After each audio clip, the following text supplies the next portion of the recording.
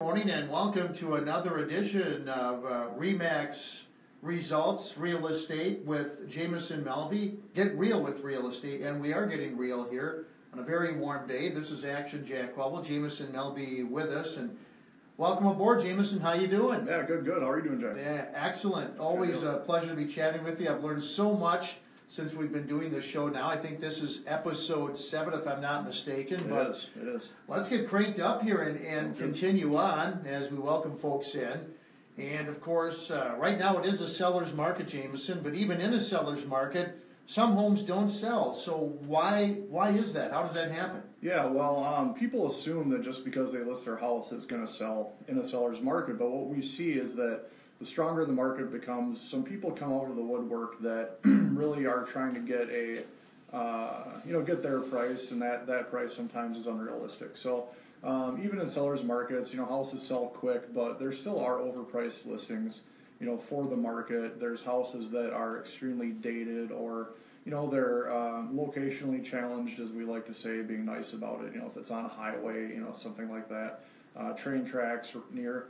So there's factors like that. And then one thing you've heard me talk about a lot is the the median price range. So the further away you get from the median price range going higher, you have less affordability in this area. So the higher price homes are going to take longer to sell naturally. So sometimes those, and again, if they're overpriced, that's the biggest thing, is the condition, price, location are generally the reasons why homes don't sell. So if a house doesn't sell, what we do is we evaluate it and see what those factors are, and then I could coach people on what we can do to counteract why it didn't sell previously. Sure, there's always that sweet spot. So how do I really know how much my home is in essence really worth?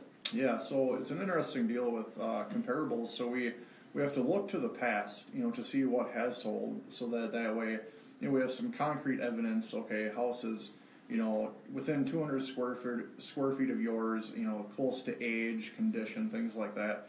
We look to see what those homes have sold for, and then we also are looking at the active competition, because now, let's say in your price range there's 8 houses in Red Wing, okay?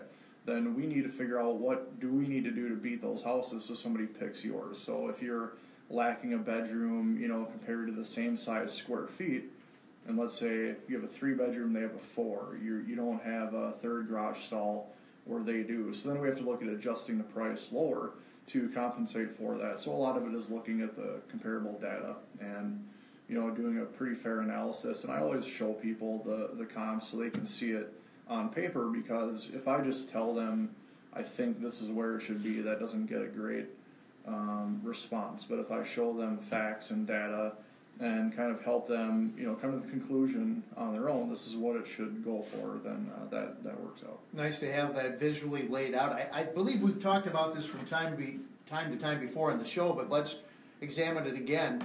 Staging, how important is it? Yeah, staging is extremely important. So I was reading an article the other day, and they talked about that homes that are staged sell 88% faster than homes that aren't, and they typically sell up to 20% more than homes that aren't. So staging, like we've talked about before, if that lime green paint is your favorite, it's probably your favorite, but not everybody's favorite. So we need to neutralize those colors, like whites, tans, lower or not as bright, neutral colors, things like that are just more neutral to the palette. And then you don't want to over accessorize. So staging, people hear okay, we're going to bring in couches and bring in chairs. Not necessarily. The biggest thing is decluttering what you do have, and then accentuating the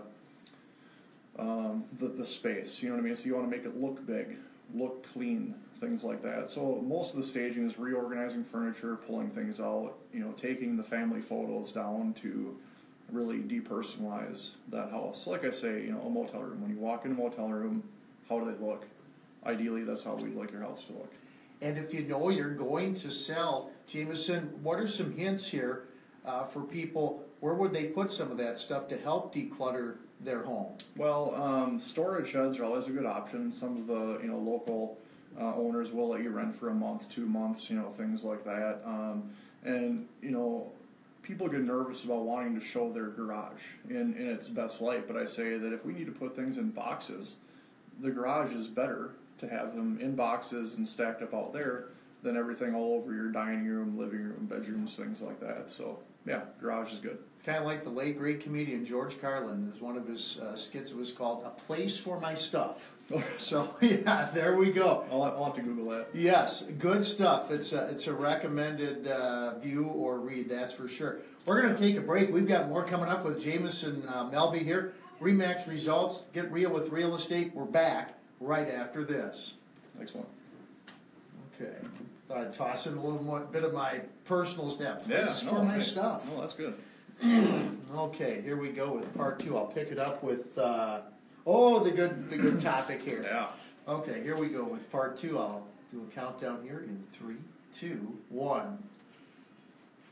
Welcome back to part 2 of our program. Get real with real estate's RE/MAX results here in Red Wing. This is Jack Colwell, and the man in the know is Jameson Melbye. Jameson, we've got some great topics to touch on here in segment 2. And here's one as a homeowner, and I've been through this before as far as selling your home is concerned.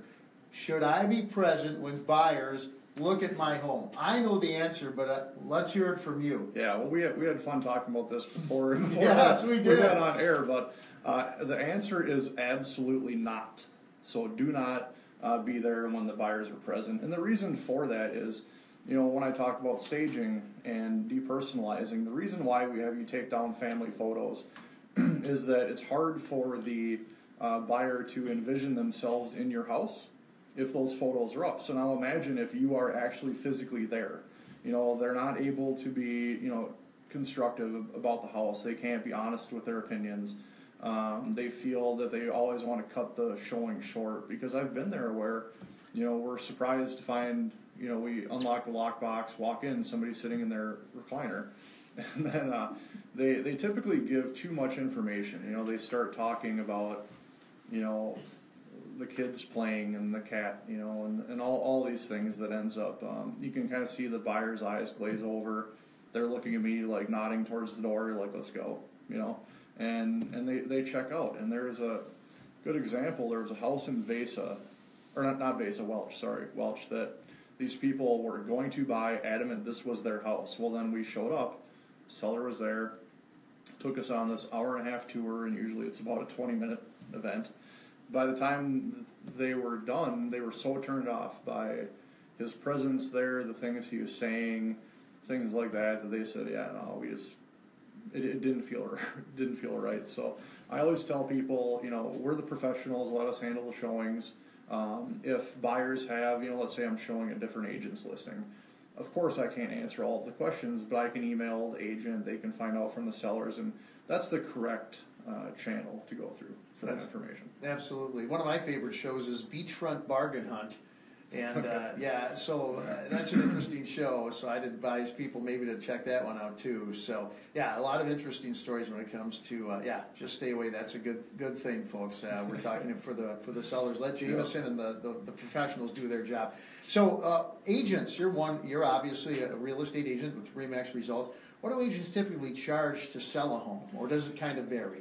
Well, some people think we charge millions of dollars, but that's not true. So everything is percentage based. So everybody has their own plans, on what they charge, and I can't really, unfortunately, on the air get into exactly, the dollar amounts and percentages. But what I do differently is I have 4 different packages people can choose from, for marketing their house, and I also have one where it costs a lot less. Where if you already have a buyer, for your house, I have a flat fee I can charge to do paperwork, facilitate the transaction through to closing, which is a good service. And people out there, when they do have their own buyer, are wondering what they can do. So I always say, if you're getting quotes for insurance, your car shopping, you should do the same thing with real estate agents. You should interview multiple agents. That way really what you're getting, nuts and bolts there. So I always encourage, interview me. We can go over my packages. We can go over the fees. I can give you a sheet that shows if it's sold for, $150, $140, $130, what you're going to walk away with at the end of the day. which is always most important. So, like I said, I encourage shopping agents and let us earn the business. Very good.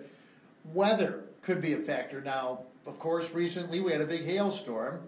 Kind of did some damage to my vehicle. I was out at a baseball game and kind of took a few hits for that. But for your home too, if people have any questions like that, we had that hailstorm recently, maybe about a month ago. What should they do? Yeah, so I had a couple houses that were under contract where the buyers are getting new roofs out of the deal. So we, wrote the contracts, had their offers accepted, and then they find out, hey, we get a new roof. So they're pretty excited about that. And even if you're not selling, call your insurance company and have an adjuster come out. What I would recommend is having an adjuster meet with your roofing contractor when they're there, because the adjuster basically is working for the insurance company. I've found this out a few times in my in my experiences that they are there to represent the insurance company. You want a roofing contractor there who's going to be more thorough looking for those hail dings, because the adjuster looks at a 10 by 10 square on your roof, and really, your whole roof needs to be examined. So you pay your deductible, have a roof replaced, and some people, if your roof is 20 years old, what a steal. That's a really good deal. My roof was only 3 years old, so I wasn't too enthusiastic about this hailstorm, but yeah, get it checked out, get a new roof. All right, good stuff. Before we let you go, I see you've got a guest lined up for next week. Can you tell us about that for episode 8? Promises to be great. Episode 8, yeah. No charge for the rhyme. Right, hey, yeah, that's good. A good friend of mine is Becky Smythurst. She was a bank manager for BMO Harris for several years, and now is a mortgage officer for BMO Harris. They're a great bank, and I know a lot about the mortgage process, but of course, loan officers are they're the specialists in that field. So I always like to have people come on the show that can dive deeper into some of those questions that people have. So next week we'll have Becky Smythurst, and she can go over everything mortgage related. Sounds great, Jameson. Before we let you go, folks are interested in maybe contacting give us that information. Yeah, so I'm always on the web at jamesonmelbye.com. You can search houses there. You can put in information. I can call you for a home evaluation if you're thinking about selling, and tell you what your home is worth. So jamesonmelbye.com. And then if you're on Facebook, you can reach me at Remax Results, Jameson Melbye Real Estate. And my cell phone is 651-764-8933. Sounds great. Stay cool. Hot weekend here, but I think we'll be just fine. Thanks again. We'll see you next week. Yeah, thanks, Jack. All right, that's Jameson Melbye with Remax Results. Again, our show, Get Real with Real Estate. Action Jack Colwell for Jameson Melbye saying so long. We'll see you next week at this same time here on KWNG 106.